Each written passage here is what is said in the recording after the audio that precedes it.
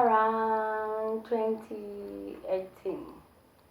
Yeah, 2018 January. I was late for work. I just drove and I got to work quickly. I did not even pay attention to how I parked, who's parking, the person who's parking in front of me. Will they be able to go out when they want to? I just took my bags and rushed to the office. And unfortunately, I had parked very close to the person who was parking in front of me. I then started to do my day-to-day job duties. Then around 2, I get a call from one of my colleagues saying that I don't know if you didn't park well or what is happening, but they've claimed your car. Please go rush and see what is the issue. I was like, claimed my car. I raced quickly to the parking lot to check what could be the situation, what could be the mirror, because I normally park where I had parked. Then I went to the security guys, to their offices to ask, is there anything wrong? And they explained that you were reported, that you parked very close. The person who parked in front of you wanted to go out, but they couldn't because you were very close. I'm like, oh my God, I'm so sorry. I did not realize I was late. They were like, no, it's fine. She left her number. Let us call her and tell her that you are now here. She can go out. They gave her a call and she came. Travel in paradise.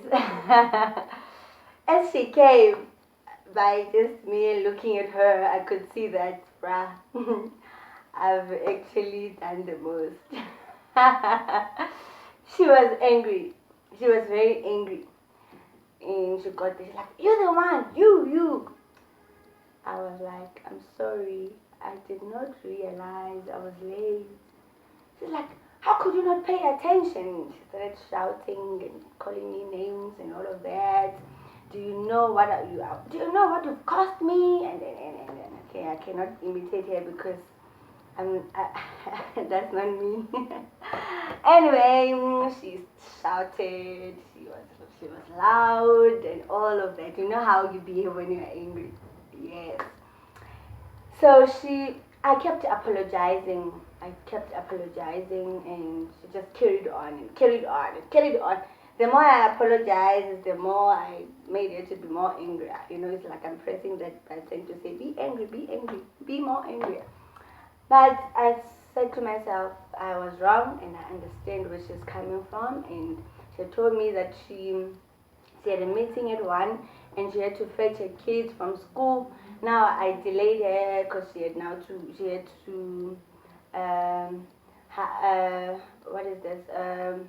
call an Uber, which was expensive, to take her to wherever and come back and attend the meeting. And she's like, she has spent a lot of money. I'm like, how much did you spend? She's like, 700 rand. I'm like, okay. So I thought to myself, shame, I've cost her. But then still, I didn't like the way she was speaking to me because I'm here, I'm showing remorse, but it's like she's not hearing what I'm saying. But I thought to myself, it's okay. People are different. Let me be good. Remember what we said last week, that there are sugar and milk and coffee did not know that when they mix, you know, they will make it beautiful. They will make a great taste. Do you mind? So if really you can't find good people, you don't know what can happen, what could be the outcome if you mix with bad people. You don't know what influence you'd make to those people. So I told myself, let me be the good person. So she came, she's like, let's go to the car. I followed, and she's like, take your stupid small car out. Take it away.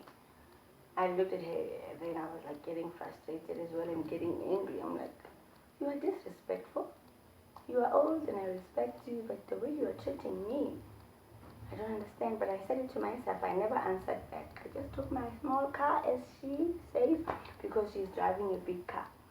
I took it out and I went to park wherever, and she went out and she took my numbers. She said she would call me to actually give the money that she spent.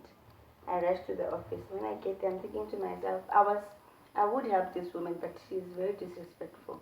I'm not gonna help her because as she was busy shouting at me, even the security guy was surprised that you are so calm. You are not even shouting back. You're not doing anything, but she's not stopping. I said, people are different. And that's where I've learned that it matters the most how you behave when you are frustrated. Because we actually get to that point where we get frustrated. Think about this when you are queuing and somebody mistakenly step on you. The way you turn and look at them says a lot about you. Sometimes you turn and they will say, "We are sorry. We didn't see you. We didn't mean to hurt you." But the way you look at them or attack them says a lot about you. And it happens in most cases. See, when we are at school, at our workplaces, wherever you find yourself to be at, even when you are queuing in shops, wherever that you find yourself to be in, then you happen to get someone who is, most of the fights, I think if we had more of optimistic people, most fights would be minimized because they would they would they would avoid. But the problem is pessimistic people meet with pessimistic people, and when they come together, it becomes a war. Everybody wants to win. They don't know who I am. You want to show them who you are, and it becomes a problem. Why am I telling you this story? Just imagine if I was also like her, if I was also high, and I got excited the way she got excited, and we started shouting at one another. What outcome would that have given us? I stayed calm, and a month later, 2-3 months later, we met in the lift. I didn't pay her, by the way, because of the way she behaved, and I could have paid her if she respected me. But I thought to myself, she needs to learn how to treat people even when she's frustrated. You don't just speak anyhow. You need to respect. Anyway, 2 months later or so, we meet in the lift, and now she's embarrassed. She's like, "Hello." I'm like, "Hi. How are you?" I'm like, "Good." She's like, "Did you learn your lesson?" I just gave her that fake smile. Okay. I'm like, what I'm trying to say, did you learn your lesson? But I didn't say that to her. Anyway, we get to be frustrated and we forget who we are. When we are frustrated, we just want to shout. Okay, have you ever been in a war? You see two people fighting. Okay, let's say one attacks the other one and the other one remains calm. Even though the one who's attacking was right, but because of the way the receiver is reacting to the situation, most people tend to feel for that person, even though the other person was wrong, but because of the way he or she is reacting to the situation, most people tend to be like, wow, they appreciate the way that person behaves. Okay, I didn't want to debate or speak or shout or whatever, because I believe each and everybody of us has that, let's not say it, but you know what I'm talking about, that we are fighting every day. You don't want to reveal the whole of your personality to people because it says a lot about you. And there's a saying that says, do not debate with a, because people might not notice the difference. So I always want people to notice the difference. Last week I've got a question from our topic, and they said they wanted me to go deeper in explaining about optimistic and pessimistic.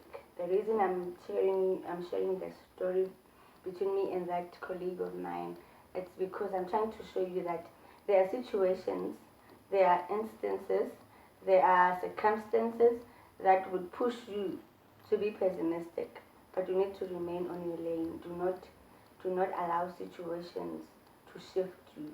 Do not allow circumstances to direct you to where you are not supposed to be. Right. So he said he wants me to go deeper and explain more about faith. Like how do you relate this biblically or spiritually, you know?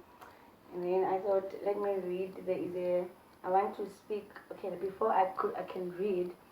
If we were to go to scriptures and ask, who would we say are the pessimistic people in the Bible? I was laughing yesterday as I was busy meditating upon this, and I'm thinking, meditating on this, and I'm thinking, generally, Judas Iscariot was just a pessimistic person himself. Look at this. When that woman in the Bible came to wash Jesus' feet with the expensive oil, out of disciples, it was Judas who was like, Jesus, why are you letting her wash your feet with such an expensive oil? We could have taken this, sell, and feed the poor. For him, he felt like that was a waste to take this expensive oil and feed Christ with.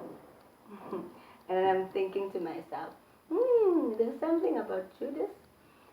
When he sold Jesus for, I don't know, for how many cents? I mean, who would sell a person's life with such? But Judas was able to do that. And we look at the life of Judas and we see that they've always been there. Even in the life of Jesus, we had people who were negative, who were generally negative. Every time they think negativity, you know, they never saw a way out. Whenever they see someone doing something, they think negativity. That is human nature. We cannot run away from that. But you can choose better. You can choose good. You can choose life instead of death. We said that in the book of Deuteronomy last week. Choose life. It's very important that you choose for yourself. It's very important that you tell yourself what you want, what do you want people to see through you. See, okay, let's speak about the optimistic people. People like myself, I will repeat. People who are forever happy, people who are forever positive, people who see when something looks so terrible, when something looks so dark, something looks so dull, they change the situation to make it positive. Alright. In the book of Matthew, I speak more about Matthew, because that's where we speak more about the life of Jesus. I want to read it as it is, so you understand. In the book of Matthew 15, we would start from verse 25, the Canaanite woman. Then came she and worshipped him, saying, Lord, help me. But he answered and said, It is not meet to take the children's bread and to cast it to the dogs. And she said, Truth, Lord, yet the dogs eat of the crumbs which fall from their master's table. Then Jesus answered and said unto her, O woman, great is thy faith. Be it unto thee, even as thou wilt. And her daughter was made whole from that very hour. Okay, why am I reading this? This woman the Canaanite woman was an optimistic woman. The way Jesus answered her, she should have given. If it was a pessimistic person, they would have been like, wow. Even Jesus himself answers like that. It's okay. He can stay with his miracle.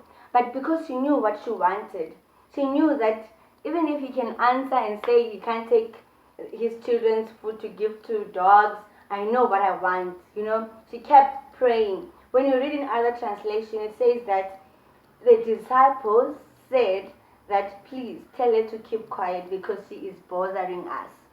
There are people like that who will shut you off while you know what you want. Don't stop.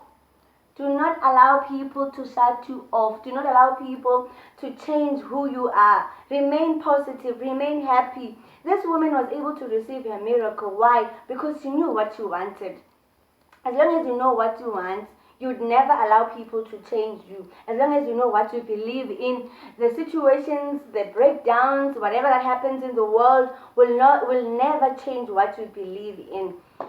Be motivated, remain you. If you are there, you are out there and you are struggling to become positive in life, you are struggling to see the best in situations, you are struggling to believe the best in things, I'm here to tell you that you are not doing it for the next person, it's for you. Choose life today over death.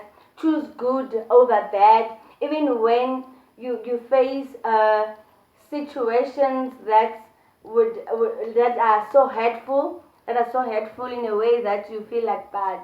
This is too much. Choose life. Do not be mean to people. Be kind. Be loving. I preach love because I believe that we are the product of love. We are the product of love. God Himself gave Jesus Christ to die for us. That's why today we are here. So, we were born through love, I believe so. Unless otherwise. Choose life over death. It's very important for you. Thank you so much. Keep your comments down here and keep inviting people to follow the Fix on Facebook, on Instagram, on Twitter, and WhatsApp. Yeah, I'm also on WhatsApp. And do me a favor, don't make a mistake. Do not make a mistake. Never make a mistake. Click subscribe. Subscribe. We are doing it for you. I'm promising you that this won't be in vain. You're not gonna tune in and watch this and remain the same. As long as you take the teachings, apply them, your life shall be transformed. Thank you so much. Invite. It's very important that you get more people to subscribe. Wishing you a beautiful February, month of love. Wow, we're gonna speak about love next month. Come join me. Don't make sure that every Wednesday between 12 and 1 the videos will be up.